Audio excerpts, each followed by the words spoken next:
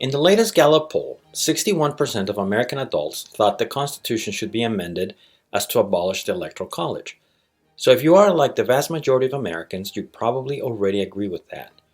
But if for some reason you still have not made up your mind that it should be done away with, join me for a quick summary of why every single argument in favor of it is wrong. By far, the most common argument is that without the Electoral College, Los Angeles and New York City would decide every single time who the president was. People that make this claim have no idea how many people live in those cities. Together, they only represent 6% of the overall US population. It should be obvious that 6% can easily be outvoted by the remaining 94%. But what if we took not just those two cities, but California and New York?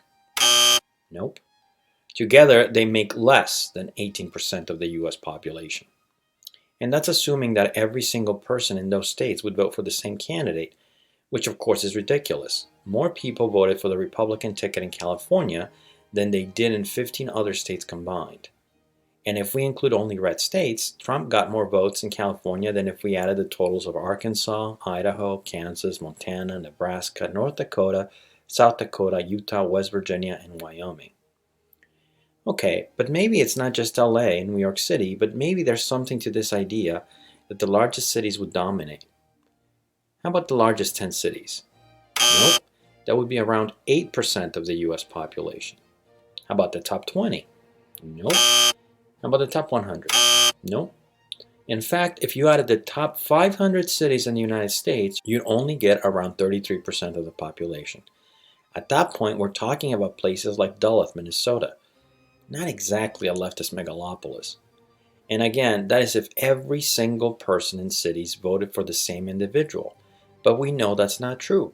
Trump got more votes in LA County than he did in the entire state of Mississippi.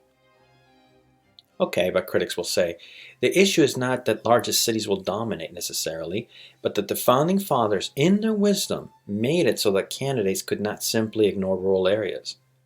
First of all, the Founding Fathers did not make any decision that took into account urban areas versus rural areas for the simple fact that in 1787, the United States population did not live in cities for the most part. In 1790, only 5.1% of people lived in urban areas.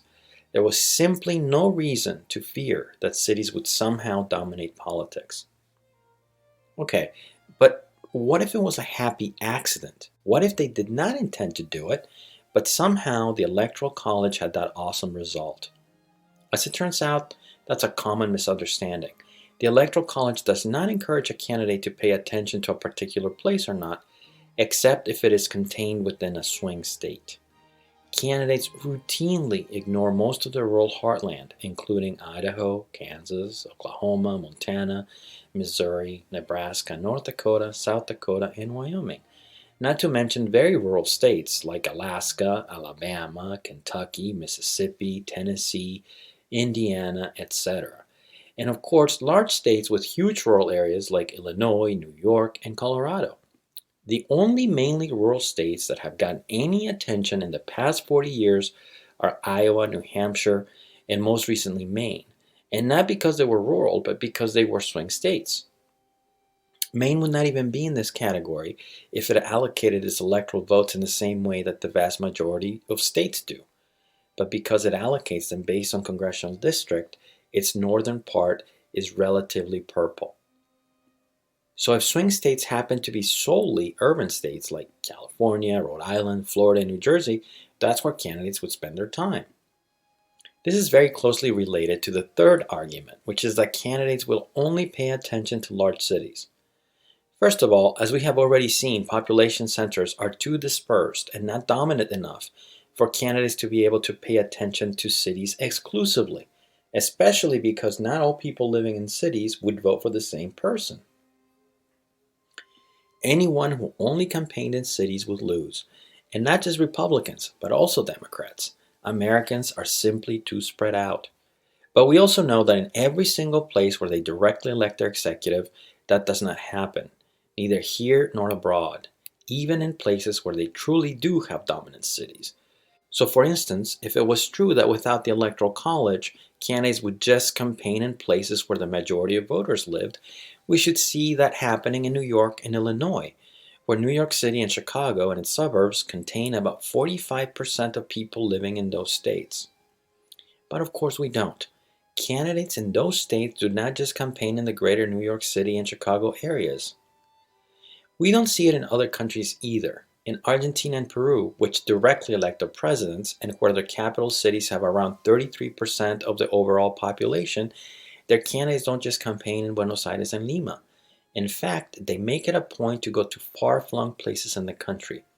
In 2018, for instance, the current Argentinian president, Alberto Fernandez, began his campaign in Santa Cruz, the southernmost province in the country, with a total population of 273,964, a region even more sparsely populated than Wyoming.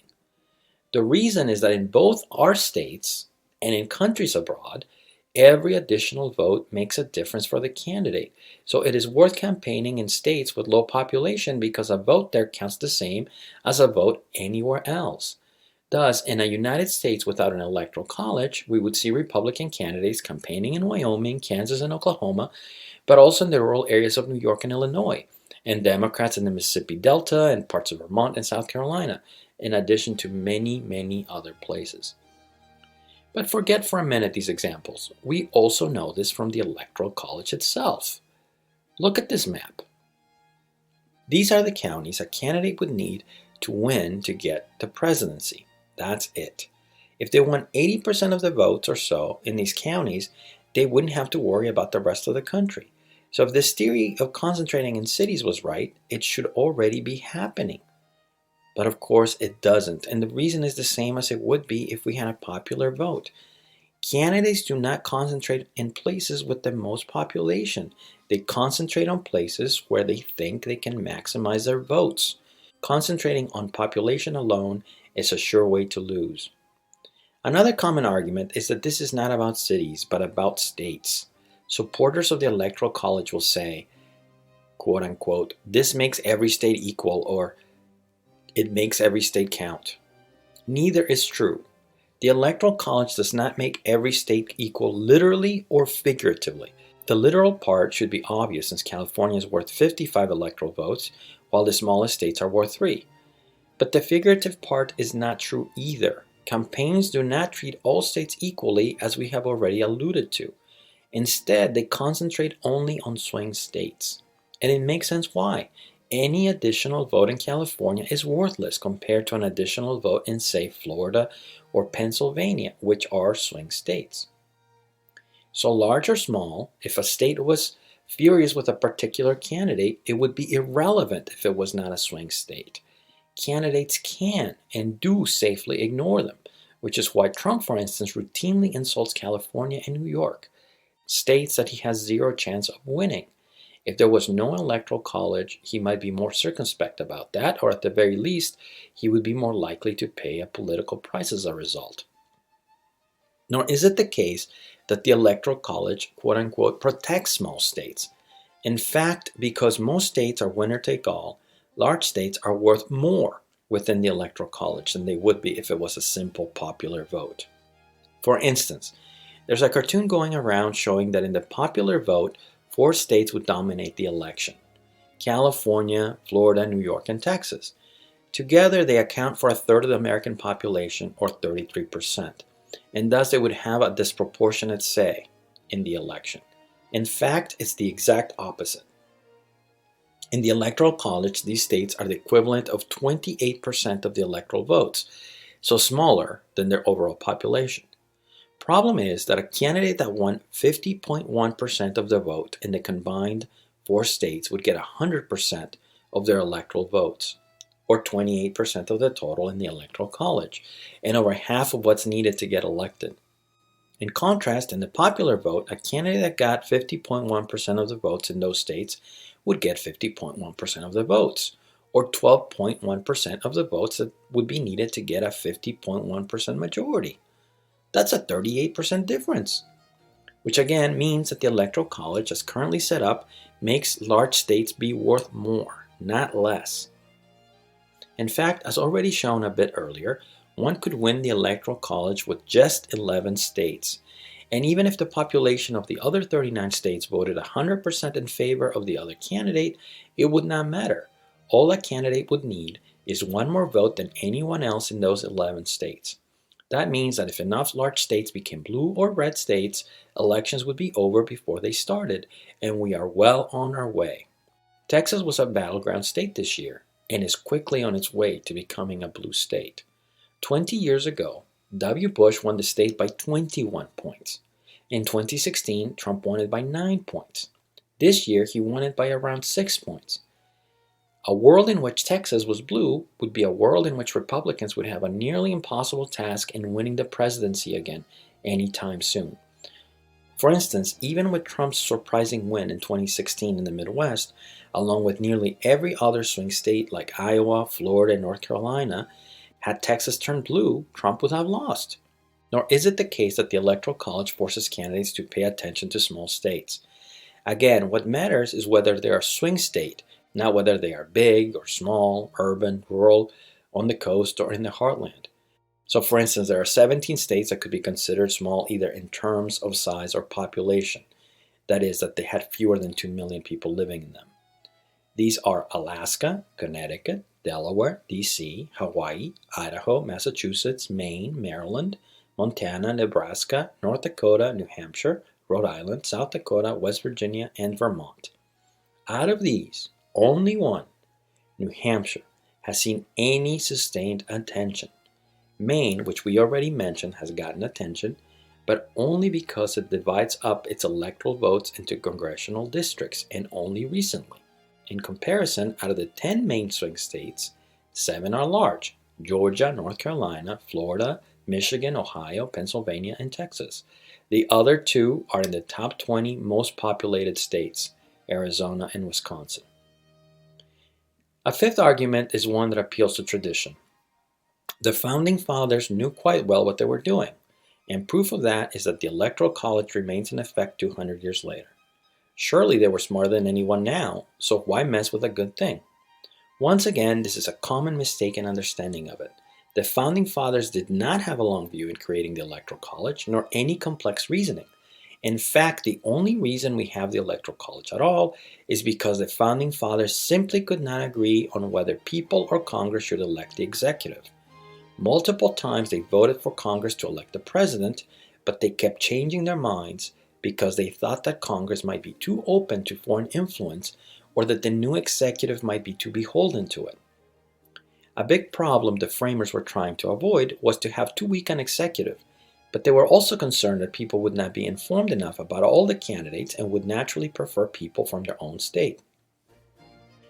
The other concern was that southern states would be disadvantaged since the enslaved people in the region would not be able to vote and would thus provide the North with an advantage.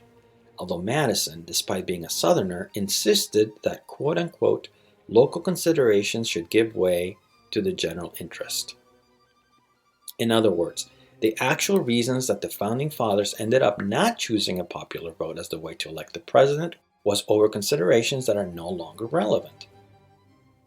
Nor its longevity proof that the Founding Fathers created some brilliant, well-thought-out system, but actually a compromise that was barely sketched out and agreed upon in the last week of substantive changes to the Constitution. That is why not only have people been trying to change the system almost from its inception, but in fact the 12th Amendment has already changed it from what it was originally. That's because there was a near constitutional crisis when in 1800 Jefferson almost was denied the presidency because in those days electors did not vote separately for president and vice president, and the Virginian and Aaron Burr, his would-be vice president, ended up tied. It took 36 ballots to fix the problem, and Burr could well have ended up the victor. The main reason for this problem is that the framers did not design the Electoral College with political parties in mind, and thus the system has never been used as intended, even in 1796. Since then, multiple proposals to get rid of it have been offered. Andrew Jackson proposed getting rid of it in his 1829 State of the Union, for instance. But the furthest it got was in 1969, when the Bayh-Celler Amendment to abolish the Electoral College was considered in the Senate. It passed the House 339 to 70, and the Senate Judiciary Committee approved it 11 to 6. Once in the floor of the Senate, however, it was filibustered and died because it only got 54 to 36 votes and not the needed supermajority. At the time, it was reported that 30 states would ratify the amendment. Would the other 4 that were needed come in support of the amendment if the Senate had supported it? We'll never know. A sixth argument is that the Electoral College somehow prevents fraud because candidates do not know ahead of time the exact states they need to win, and thus would make it harder to cheat. In fact, it's the exact opposite. Someone would need to flip a lot more votes in the popular vote than they would in the Electoral College. We know ahead of time what the swing states are, and we know which states are must-wins. In 2016, it was Michigan, Pennsylvania, and Florida. In 2012, it was the same. Had those gone the other way, there would have been President Romney and Clinton. So how many votes would have needed to flip to change the outcome? In 2016, less than 100,000. To flip the popular vote, around 1 million. In 2012, around 400,000 for the Electoral College, but 2.5 million for the popular vote. In the closest election in recent times, it would have taken the flipping of a few hundred votes in Florida, but over 250,000 in the popular vote. And so it goes. A final argument is probably the strangest one. We're a republic, not a democracy, they say. It's never clear what the speaker means by that sentence, but it seems to be a misunderstanding of what the word democracy and republic means. When they say that we're not a democracy, they usually bring up a quote that is mistakenly attributed to Benjamin Franklin. It says, quote, "Democracy is 2 wolves and a sheep discussing what to have for dinner," unquote. This presumably means that if we allowed for direct election, the majority would always take advantage of the minority. But there's a reason Benjamin Franklin nor any of the other founding fathers ever said it. Because when the founding fathers used the word democracy, they meant Athenian democracy, or direct democracy, which was a government where people would directly decide for themselves and for others on particular policies, that what to have for dinner in this example. But in 2020, when we say democracy, we do not mean direct democracy. We mean representative democracy, or what the founding fathers would have called a republic. Democracy in the modern sense is about how much say people have in policy through their representatives, not that there's going to be instant internet polls that decide whether someone should pay more taxes or not. And if you don't believe me, let's check in with our friend James Madison, who is considered to be the main architect of the Constitution and who wrote in Federalist 10 his definition of democracy. He says, "From this view of the subject, it may be concluded that a pure democracy, by which I mean a society consisting of a small number of citizens who assemble and administer the government in person, can admit of no cure for the mischiefs of faction. Hence, it is that such democracies have ever been spectacles of turbulence and contention, have ever been found incompatible with personal security or the rights of property, and have in general been as short in their lives as they have been violent in their deaths." And in Federalist 39, his definition of a republic, quote, "We may define a republic to be, or at least may bestow that name on, a government which derives all its powers directly or indirectly from the great body of the people, and is administered by persons holding their offices during pleasure, for a limited period, or during good behavior." In other words, if the United States got rid of the Electoral College, we wouldn't cease to be a republic, since we would still elect a president who would be the person that would represent us and who would derive his powers directly from the great body of the people. To summarize then, the supposed benefits of the Electoral College simply do not exist. Instead, it encourages candidates to ignore most of the country. It makes some votes count more than others simply by the virtue of where a person lives, and thus discourages people from voting.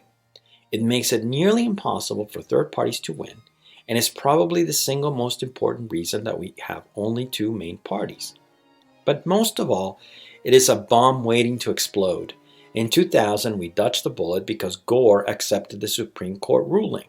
Imagine a scenario where a tie happened and Congress gave the presidency to the person who lost the popular vote, or even an exact same scenario from 2000. Something like that today would be far, far worse. Given how divided we are, violence would explode, as well as the further erosion of legitimacy of a system where people keep voting for one candidate but getting another. Indeed, although this year was not particularly close, either in the Electoral College or in the popular vote, the Electoral College made it seem closer than it was.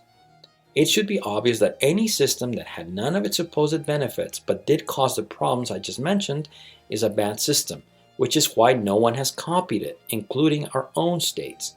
Unfortunately, it has become a partisan thing, and as long as one party thinks it helps it, it will not change. Hopefully, the price for having it will not be too high before we decide to change it. Here's hoping.